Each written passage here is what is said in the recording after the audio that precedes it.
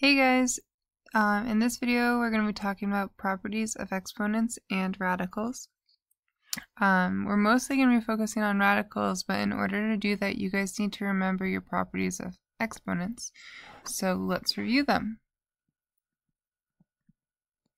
We've already reviewed a couple of them, but you need to know all of them for this chapter. So first one we're going to talk about is going to be the product of powers.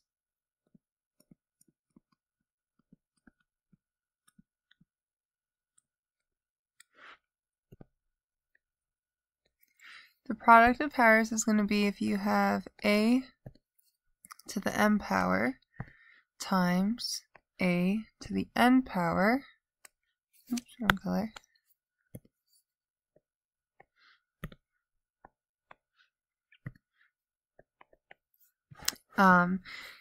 that is equivalent to a to the m plus n.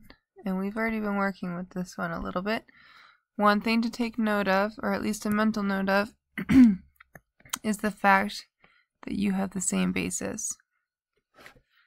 If they were different bases, you cannot add your exponents. Okay, quotient of powers is next.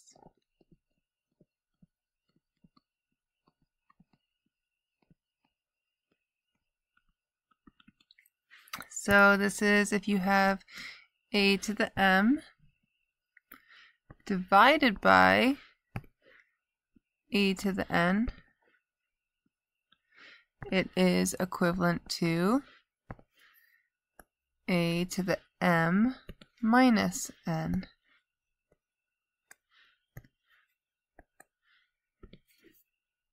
And again, these have to have the same bases. Then we've got power of a power, which we kind of talked about a few days ago. I might not have used this vocab, but we used it with, like, when you have a, I don't know,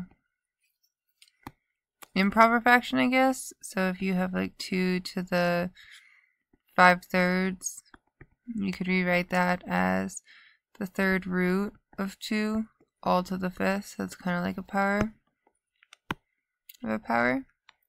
Anyways, what that's going to say is if you have a to the m in parentheses and then all raised to the nth power, you can multiply your exponents. So that's the same as a to the m times n. Power of product, which is kind of similar to power of a power. It's just using two things inside. So power of a product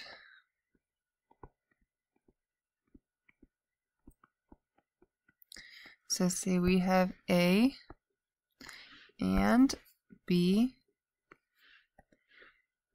and we raise it to the m power. That is equal to a to the m times b to the m.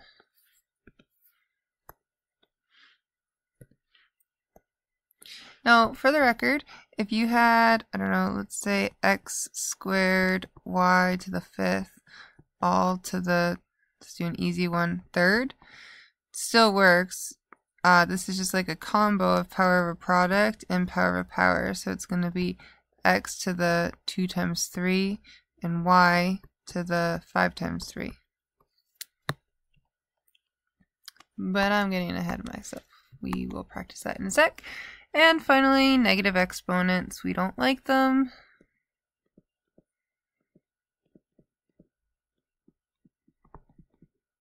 Right? It's not considered simplified if you have your final answer as a negative exponent. So if you have a to the negative m, you can rewrite that as 1 over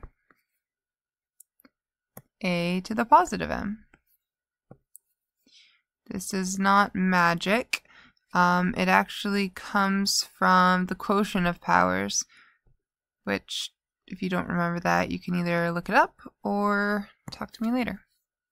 Alright, so this is a review. Let's review some examples.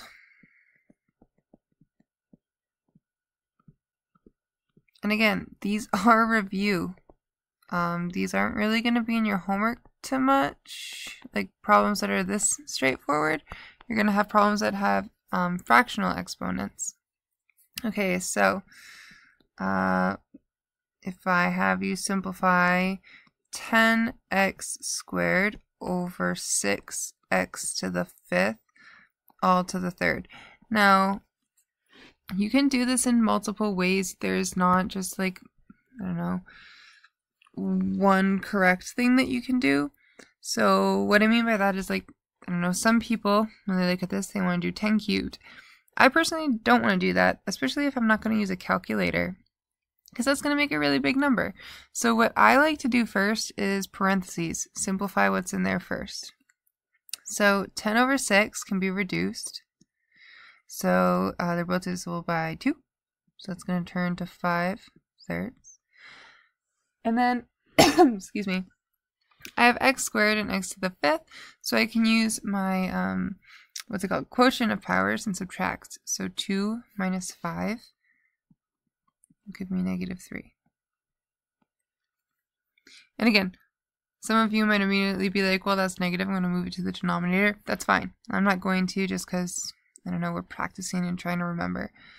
Now, at this point, I want to use my power rule. So just to remind you, that's going to be 5 cubed, x to the -3 times 3, so -9th. And then you also have to do 3 cubed. So these technically have an exponent of 1, and you still multiply them. We don't really need our parentheses.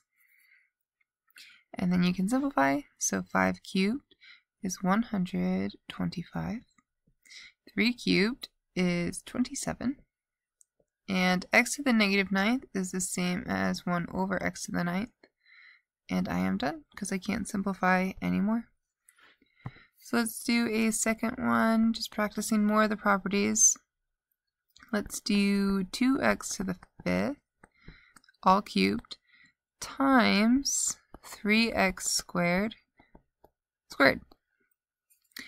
So in this example, you're going to want to use your power properties first, power of a power, before you actually multiply. So we're going to want to do 2 cubed, which I'm going to show just because this is our notes. And then 5 times 3. 3 squared. And x to the 4th. And I'm just going to simplify. So 2 cubed is 8. And 3 squared is 9. The other reason I'm showing this step, so normally you would probably just jump to this one, is because, I don't know, a lot of students will remember to do it to the variable, but forget to do it to the number, which is interesting. So now we can multiply these two together. So 8 times 9, 72. And then when you're multiplying, they have the same base, so we can add the exponents. So 15 plus 4, 19. And that's it. Alright, so that's a review of what you did in Algebra 1. But now we're in Algebra 2. So let's do some examples building off this chapter of radicals.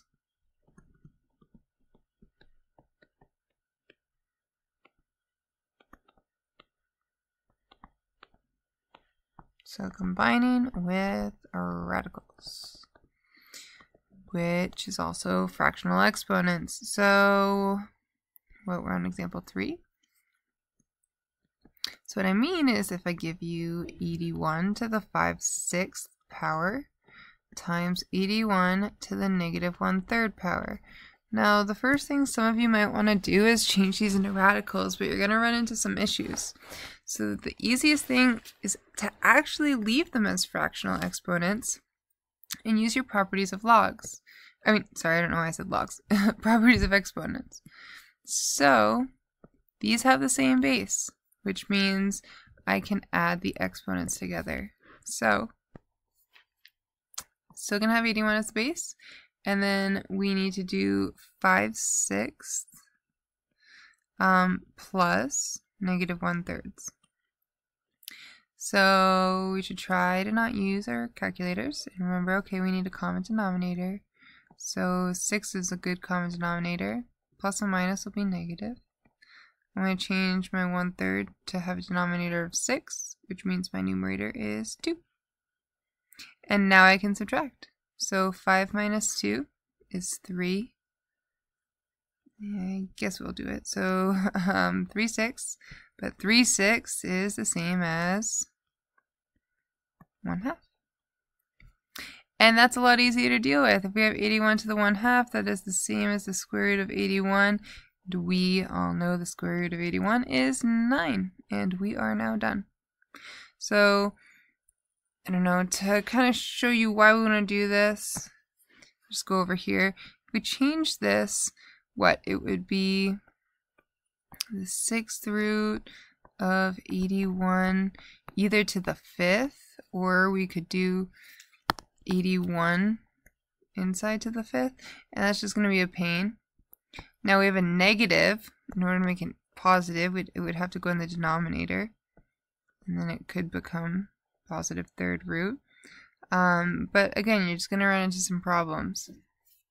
So it's easier to actually deal with the fractional exponents. Okay, let's do another example, and then you guys can do some new tries.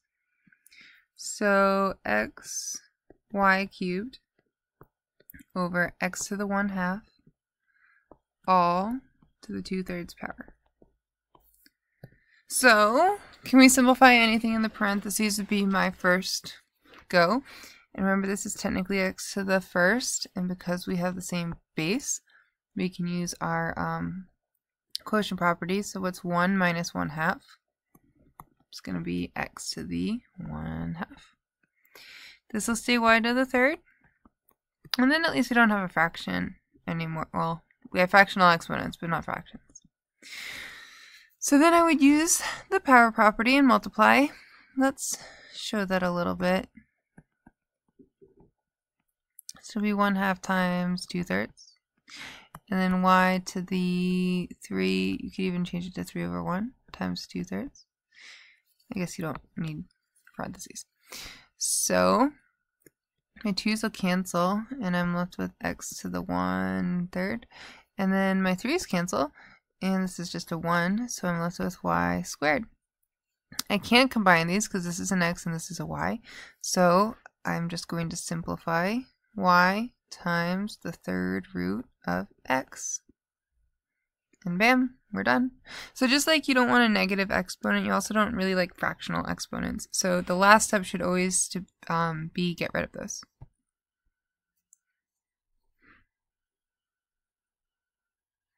All right. Let's have you guys do a couple examples. So I'd like you guys, try. I would like you try to do 3 over 32 to the 2/5. That's a crappy 2/5, but that's okay. All to the 1/2. And then I'd also like you guys with your groups to do 2 times a to the 1/3 times a times b to the 1/2 all to the 2/3. Alright, let's pause the video. Alright, hopefully you guys got square root of 3/2 and 2 times a 3rd root b. So a couple things to look out for. First thing for a is power property. So say I get the 1/2 and 1/5. And then I can't really do anything, so I change it to radicals and simplify. For this one, you want to do this part first, power property, and then multiply. My a exponents cancel, and then rewrite your radical. And there are no absolute values. And that is about it.